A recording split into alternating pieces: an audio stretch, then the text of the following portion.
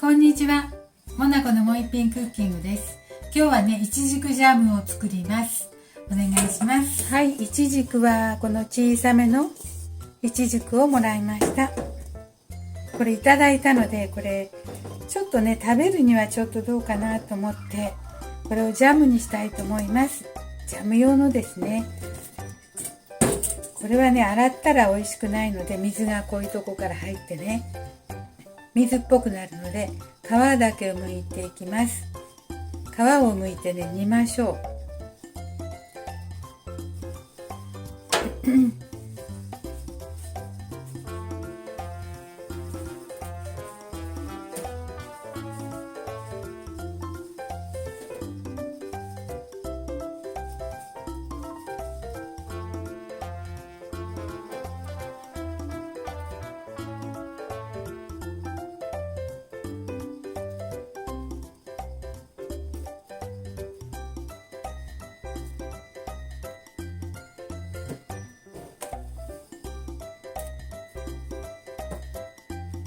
はい、35個ぐらいあります。腐れたとこも取ったりして、皮をちょっとそんな綺麗に取りませんでしたね。はい、これを煮ていきたいと思います。煮るんだけどね、お水とかはいらないです。このいちじくから水分がいっぱい出てきますよ。お砂糖もあんまりいりません。ちょっとぐらい入れて、好みでね、入れてもいいんだけどね。そんなに入れなくっても、いちじくの自然な甘み、市販されている甘みほどじゃないかもしれない。これ、小さくてね、焦げないように水分が出るまでちょっと弱火でね。で、仕上がる頃に、固まるように酢を入れますね。仕上がる頃に酢入れます。でも甘さがぼんやりしているようだったら塩をちょっと入れます。甘さが足りないようだったらお砂糖を足していきます。味見しながらね。いちじくの甘さ加減にもよるのでね。でもいちじくから水がいっぱい出るので、お水はいりません。お砂糖もそんな入れなくてもいちじくは甘いしね。皮が残っているのはちょっとポリフェノールが欲しかったので、中の種にもね、こういうとこにもいっぱい栄養が、ポリフェノールは皮だけじゃないかな。ちょっとしばらくね、水分が出るまで弱火で煮ていきますね。お砂糖ちょっとだけ足しましょう。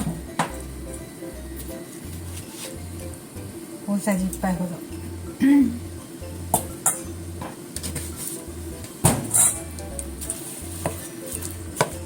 そしたら余計水分出やすいしね。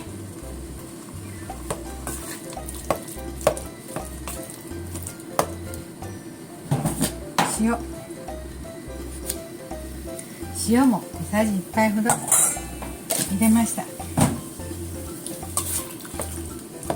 焦げるね。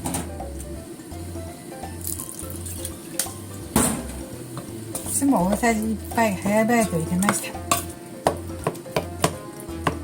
酢はね、後でもいいんだけどね、もう焦げたら困るから先に入れてしまいました。よいしょ。あとはとろりと仕上がるまで煮詰めるだけです。煮詰めるって言ってもいちじくが溶けたらもういいです。それで消毒した容器に入れます。いいですね。まあジャムの甘さに慣れている方はちょっと足りないかもしれませんので、もうちょっと自分の好みのでお砂糖入れてください。私は自然な甘みでこれぐらいで十分美味しいです。そしたら消毒した瓶に入れていきます。